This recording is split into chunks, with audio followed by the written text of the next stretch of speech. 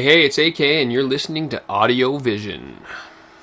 This episode is going to be about war. So war. I don't know much about war. I just think it's a whole bunch of nonsense. Like, just imagine instead of making, like, bombs and nuclear warheads and stuff, we put our energy towards making new technologies. I guess if, like, we were under an alien invasion, the bombs would come in handy? The nuclear warheads would come in handy? I don't really know. But I think, like, if there was a more civilized species coming to Earth, they may want to interact with us instead of destroy us. In fact, beyond that, I think that we're actually the aliens. But we'll get into that, in a later podcast. War is within. No actual war can exist unless the individuals participating are struggling within. So, like, this new World War III that we're all facing today, the one that, all the Bibles have kind of spoken towards for centuries now. It is a war within. It's a war with oneself. It's a misunderstanding, miscommunication, a lack of unity. And we're there. I mean, the idea of terrorism, has been preached to us by rich elite who, in essence, are living in fear. And I guess that's where we are. We're like rising out of the Bronze Ages into the Silver Age, and we are seeing that we can no longer relish. That's the wrong word. Drown in this fear. We can't continue to have a war with oneself. We have to reach out and transcend beyond this inner torment, which is essentially self-created. I mean, yeah, a lot of people have had horrible histories, and I can relate to some of those people, like, I've had a bad background of, like, familial duress, of, like, alcoholism and drug abuse, of being molested when I was a little kid, all kinds of, like, horrible things that no one ever wants to talk about. And when those things are built up inside of yourself and you don't deal with them, you don't talk to people about them, you don't get them off your chest, you continuously look at the world like it's wrong and you're right. And maybe that's the case. Maybe the entire world's wrong and you're right. But at that point, you're still alone. And in essence, we're all alone, and we're all going to be alone until the day we die, because inside your mind, all you have is you. Yes, your thoughts are overwhelmed by the ideas of others and the creations of others and the emotions of others, and actions as well.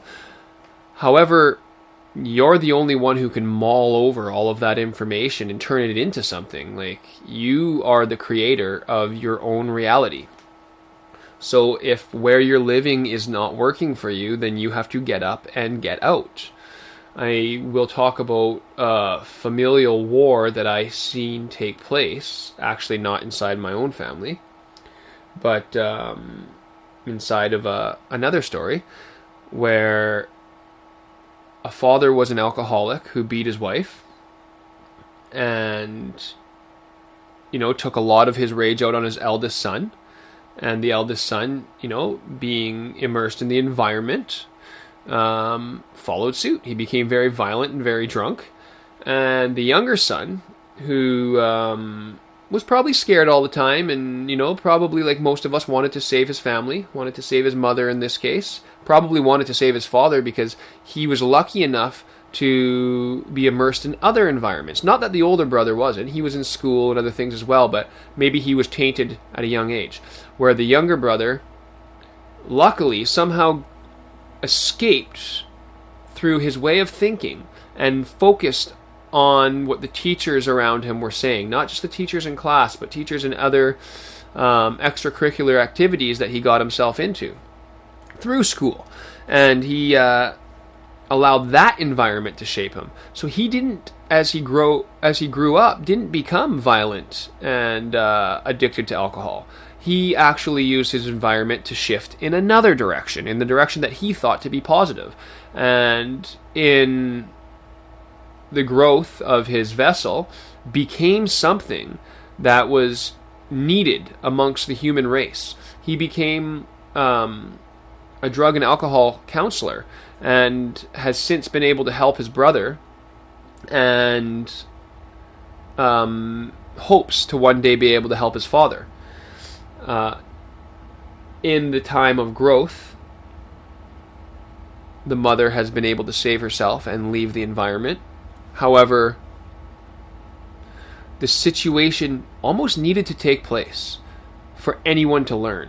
And it took the youngest person in the family noticing all of the bad stuff that was taking place and acting upon it in the only way he could. And that was through immersing himself in other environments. And we know there's the argument of nature versus nurture. But we also live in a time where that is no longer an argument. We now know it is both. You need the nature to nurture. And if you don't have both, then we have no chance. It's a balancing act. Fear and love, dark and light, peace or war.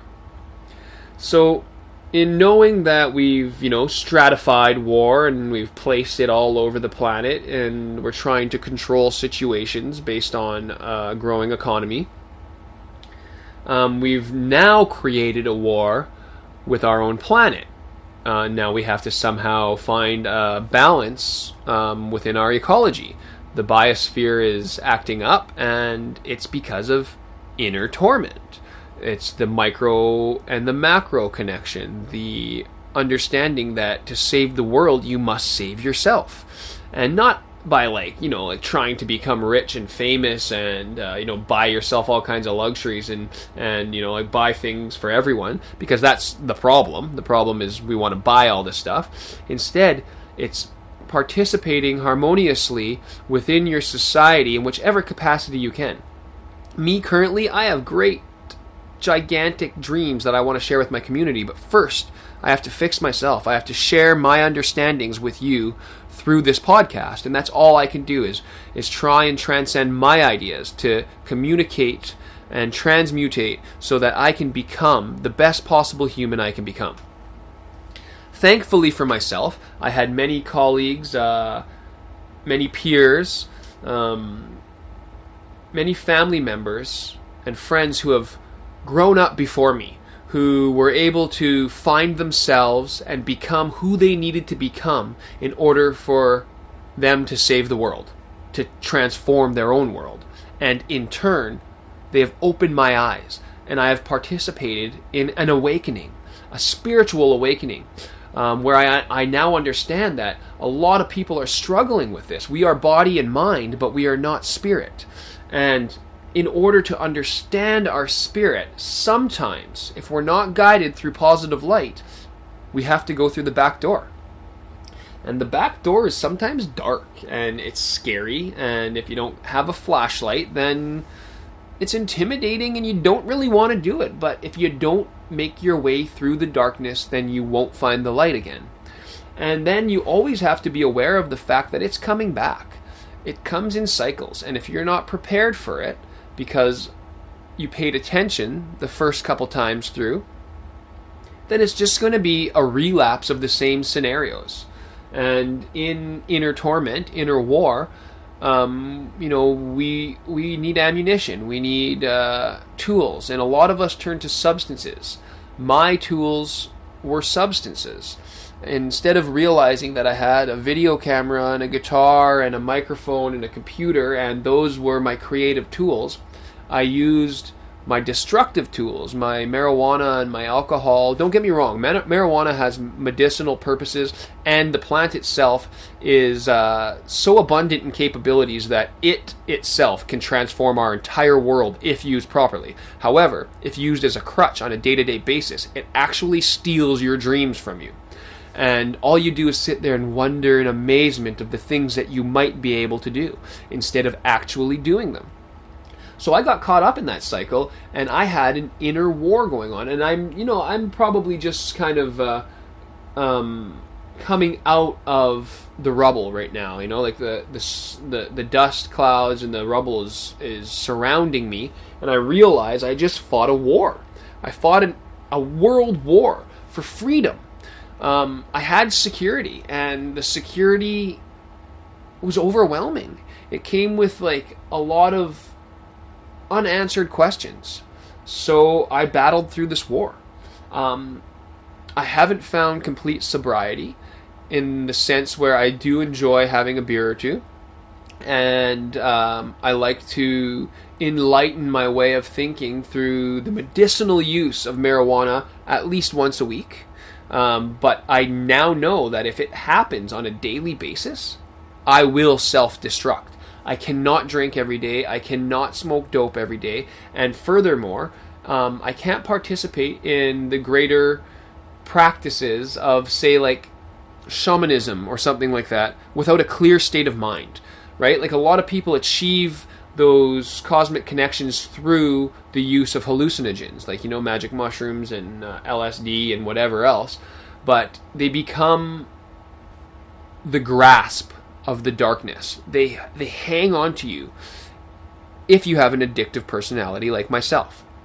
So I had to break free of that. That was my inner war, and I feel like I have come through, and now I see the light. I have risen above and beyond the torment that I created within my own psyche, and it disconnected my mind from my heart. My heart was no longer able to send my mind the proper signals.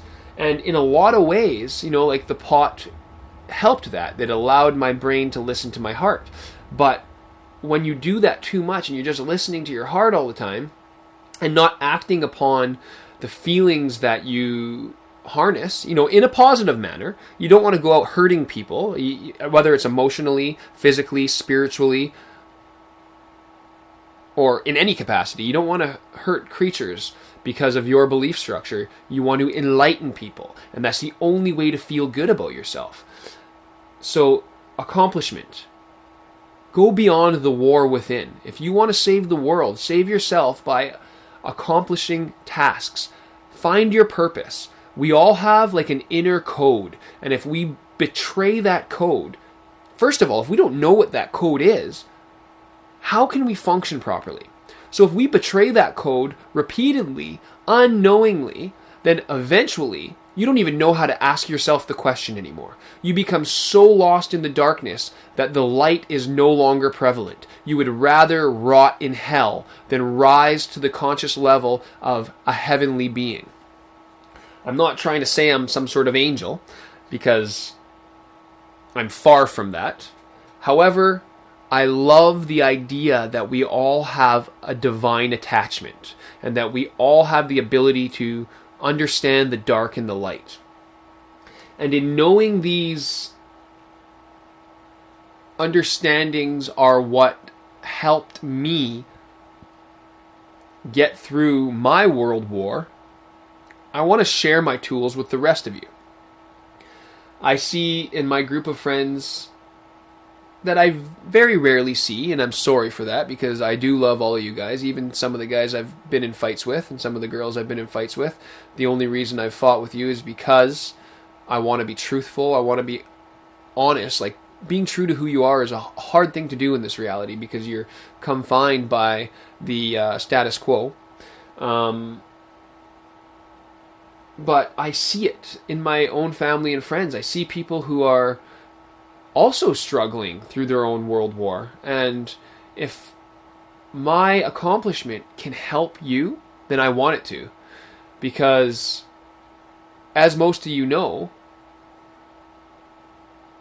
the friends and family members I'm speaking about right now, I am not successful and accomplished in a financial standpoint. And that doesn't hurt me anymore. But in a spiritual understanding, maybe I can't articulate this in day-to-day conversation when I see you, but when I'm alone in my personal place of dwelling and I have the ability to share this way, I know that I'm accomplished. I know that I've broke the chains of addictions, and now I can use certain substances as a tool instead of becoming dependent once again. I no longer need a crutch. Trust me, I've had at least 15 crutches in my life. Not just through substance use, but through like actually destroying my own body.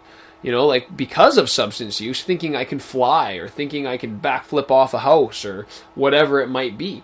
And hey man, it was fun. It was amazing to film. A lot of people got kicks out of it. But, you know, my ability to kick after that was like few and far between. I could barely walk, let alone run or kick or jump. I'm starting to gain all that back. I'm starting to realize that by eating healthy, by focusing on your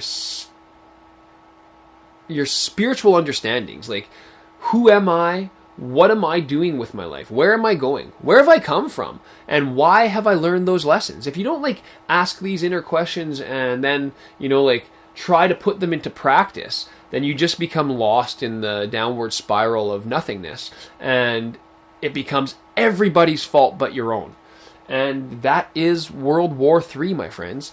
Yes, we're dropping bombs on people and they're retaliating and bombing, you know, other countries. And that's obviously World War III too, but it comes from a place of personal understanding. If you're focusing on your torment, then that will project out into the outer world, and the torment will become a reality. If you focus on the good things about yourself and share that with the rest of society, then that will become the reality. But we have to somehow share the light. We have to share the love. We have to realize that by providing people with the necessities of life, with access to education, clean food, tools, and the capabilities, the understandings, the ability to just share their voice, by giving these platforms and assets to developing countries, we can overcome the darkness that we believe is taking over the planet today. But don't quote me on any of this. I mean, in essence, I don't know anything. All I know how to do is talk about how I feel. So, if you believe that the world is your problem, based on the way I feel, then you're the world's problem. So, I can only say that because I know I'm the world's problem. And that's because I don't participate in the world. So this is my attempt to do that. I want to break the chains of segregation and oppression and, like self-destruction. I want to bust those chains, like leave addictions behind. And addictions come in many forms. Like, man, my family, hardworking, dedicated people, but a lot of them are workaholics. That's an addiction. Sorry, family, I love you guys, and you know I'll say this to your face too, but just like smoking or coffee, I'm addicted to coffee currently. I don't know why. I never really drank much coffee. All of a sudden in the last couple of years, it's just been like coffee, and it goes through me. It's not good. It's like, that's like the most unhealthy I've been, and it's probably because I'm trying to replace alcohol with another drink.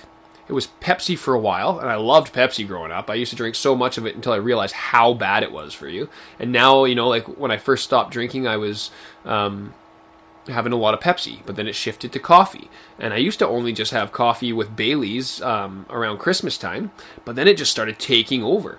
I think the most healthy coffee I have now is with like real natural honey mixed with turmeric and black coffee.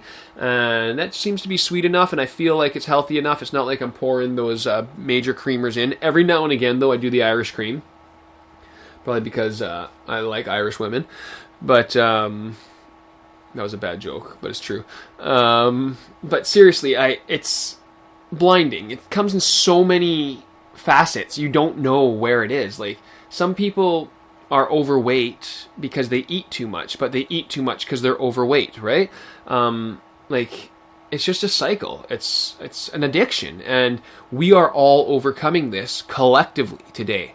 We as a society are addicted to oil.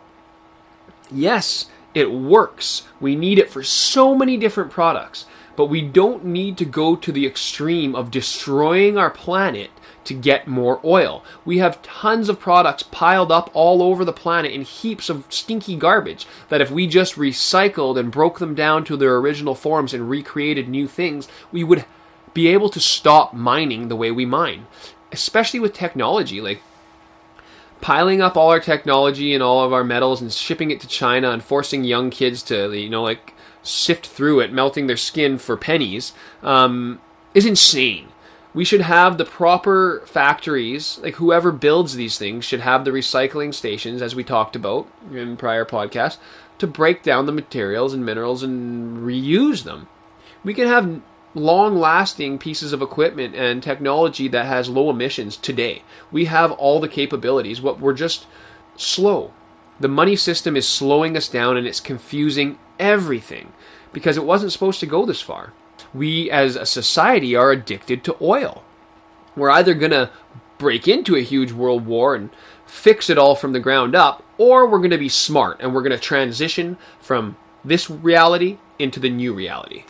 And that's why we were lucky enough, as far as I'm concerned, to have some really wise ancient ancestors come together and realize that all religions are important, all spiritual beliefs are important in order for us to transcend and connect cosmically with the universe. So they set the stage, and this is going to be another podcast later on about, the cycles of time. But they set the stage, and they made the end of the world happen. And the end of the world happened, and now we're at the beginning of the new world. We've gotten through the destructive period, and we're getting anxious. So bad things are happening. And we want to, give them titles, call them groups of people who want us to believe in only their religion and whatever else. But essentially, it's just oppression. And by continuously supporting the corporatocracy, we will always have some sort of revolutionary group who tries to end it all. If we start uniting on a community level, and we go beyond the means of a wage gradient, and we just ask people to participate at a certain ratio, whatever it is, a certain duration of time. I like the idea of 24 hours a week. You could break it into say 6.5 or 7 hour shifts, depending on how you want to do it. So it'd probably be more like 25 to 28 hours a week, depending on which industry. Like some industries, you can't get anything done in 6 hours. You need the 8 hour day. But at the end of the week, like if you just had a 4-day work week, you'd have people who go home and get their own stuff accomplished and who are well rested in time to come back to work and who are dedicated to that industry or multiple industries, depending on where they are. Like I would like to, and I can't do this currently in this reality, I would like to participate in the healthcare system. Yes, as mentioned before, I like documenting every industry, and that's where I stand right now, and I always will. But somehow, I would like to be part of the healthcare system, but there's no open doors for me. If I don't go pay a whole bunch of money or borrow a whole bunch of money to become a nurse or a doctor and then fit into their schedule, I can't help out. But if I had the chance to, get in there and listen to these conversations and talk with the people who are, like the leading edge people who are making decisions and making things happen, I know I could provide them with ideas that I've heard from thousands of other people that would change the industry to better it for all people. Right now, we don't have enough beds anywhere for the amount of sickness that exists on Earth. So if we don't attack that inner torment with a creative ideology, then the war will perpetuate. We will constantly have, like darkness just kind of looming over us, and bad things will keep happening. But if we start interjecting this structure with new ideas, and as mentioned before, these new ideas are really just ancient understandings. We've already been here before. We've already had, like community-based civilizations that functioned around the life cycle of Earth. And we're going to go back to that again eventually. I just hope it doesn't take a disaster to have happen. A lot of people think it's going to take a disaster. I don't think it will. I think we're smarter than that.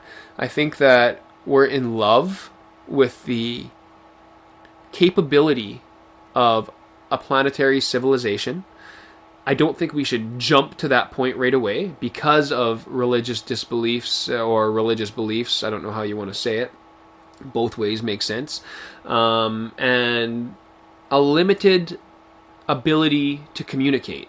Because our languages, although it's needed, like we need cultural differences, but because they're so different, we're unable to say, hey man, like I do believe in your God. I just call him something different, or her something different, or it something different. Like today, because the English language was so forceful through Christianity and whatever else, we're starting to have an abundant language around the world. Like I guess it took having these dark stages, kind of like myself with my addictions, for us to overcome the ideas of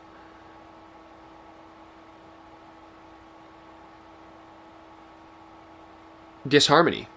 And I don't even think that was ever an idea. Like, even the fights that are taking place today, it's because everyone just wants everyone else to believe in the same thing they believe in. And it's getting old. We already believe in the universe. The universe is what allows us to exist. You are the reason the universe exists. If you weren't there to look at the universe, it could never be there. If I wasn't there to look at you, you could never be there. We need each other. We need to see to believe. And in order to find things, we must first find ourselves. And if we don't find ourselves, then we're not going to find our way out of this destructive system. Some people think, hey man, we need this system. People ain't going to work if there's no money. People ain't going to, have hopes and dreams if, they're not looking to win $1 million or to make the big bucks or whatever it is, that religious group is going to take over the world and kill everyone if we don't have an army to shut them up. And maybe we do. Maybe right now we need the army. We need people to say, hey man, quit pointing guns at us because we're just going to point them back at you. And yeah, I guess that works, but it's also kind of childish, like I've mentioned, I've got a few kids. I know you people got kids out there too. And what do? When one person hits the other person? Well, then that person usually winds up and hits them back until the parent steps in and yells at them, or, some parents talk really calmly. I'm getting there, but I've been a yeller ever since the beginning. Maybe it has something to do with the way I was raised, but I yelled at my kids, and guess what? Now they yell at me. So I'm learning to talk in a nice way so that they don't talk to me that way. The only way to teach people is to show them. And actually, like I said, the way I was raised, like my dad used to yell a lot, but now he doesn't. And he's had a heart attack recently, so that's calmed him down. But even before that, far before that, he was coming to the realization that, yes, he's stressed out, and yes, money is a hard thing to acquire when you're running around the clock all day long and you don't get to enjoy yourself. All you're doing is trying to achieve, and your family's still unhappy, and now your kids are growing up and they're, they don't listen to you, they don't want to participate in society, blah, blah, blah, all this stuff is happening, that you can't be stressed, you can't be yelling, you can't be doing the things you don't want your kids to do.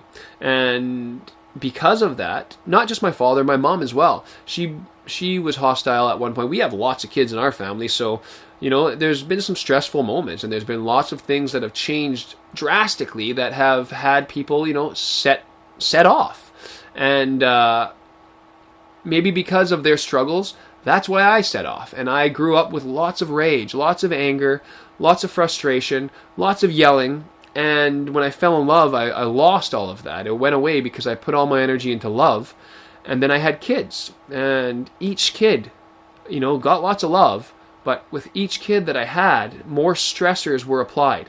With the fact that I had to work in industries that I never went to school for, and not that I didn't believe in, because all industries that I worked in I did believe in, and I did believe in the people. Maybe I didn't believe in the politics behind some of it, but I just wasn't living my dream. I became more hostile, more frustrated, more angry. By the time I had my last kid, I wasn't guiding anymore. I was yelling. I was saying, you better do this, you better do that. And that got turned around on me fast. I remember my youngest looking me in the eyes and just feeling like a royal piece of garbage. Remembering that when I was a kid, having a few elders yell at me, thinking, what's wrong with this person? Why are they so crazy? I'm just trying to have fun and they're yelling at me. They're not showing me anything.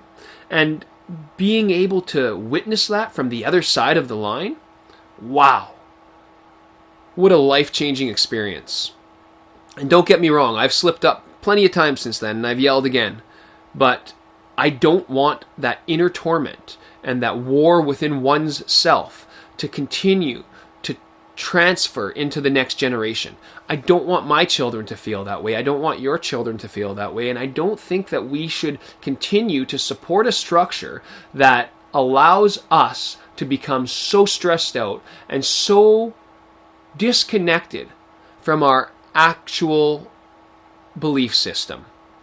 We should be allowed to pursue our dreams the way we were raised, always told, many of us, that we can be anything we dream of. But then when we start participating in the structure, the structure that removed our parents from the household, we realize that you can't actually be whatever you dream unless you do whatever it takes to fight to the ends of the earth to become what you think you need to become. And then by the time you get there, a lot of people have a chip on their shoulder. They become a little bit more cold-hearted than they were in the beginning. They start looking at others as though, what, they can achieve? I worked this hard to get here, why can't they do it? And then the whole cycle starts all over again. And we don't actually unite. We just stand off from one another on either sides of the line, looking at the person who we think isn't pulling their weight.